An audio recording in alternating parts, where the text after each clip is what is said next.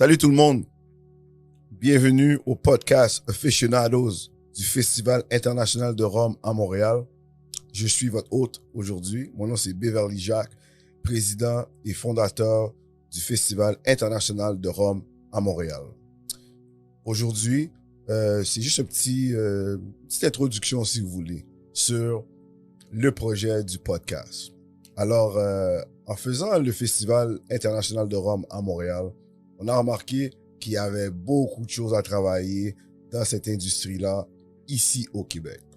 Par exemple, je pense qu'il y a un gros marché de rhum, mais on se parle pas, je pense. On se voit pas, on se côtoie à peine.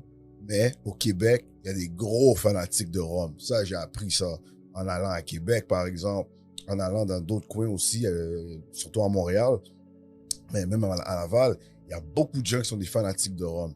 Et ça, je l'ai su grâce à des statistiques que j'ai pu mettre ma main dessus. On dira ça comme ça.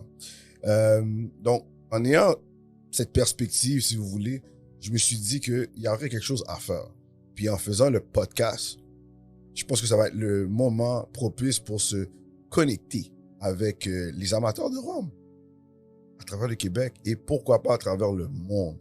Donc, en faisant le festival, la pandémie est arrivée, on n'a pas pu faire nos 2 dernières éditions du festival, mais on s'est dit qu'il faut rester connecté avec les fans, avec les gens qui nous suivent. Puis, tu sais quoi, il y a dans d'autres personnes qui aimeraient ça bien venir vous parler, je pense, puis se présenter aussi. Donc, on parle des agences, on parle des producteurs de rhum. Il y a des producteurs de rhum ici au Québec. Donc, comme j'ai dit, le festival veut vous lancer son premier podcast qui va s'appeler Aficionados. Et notre objectif, c'est de vous rendre des aficionados du rhum. Donc, on va parler notamment de l'industrie. On va parler notamment des gens qui travaillent derrière chaque bouteille de rhum.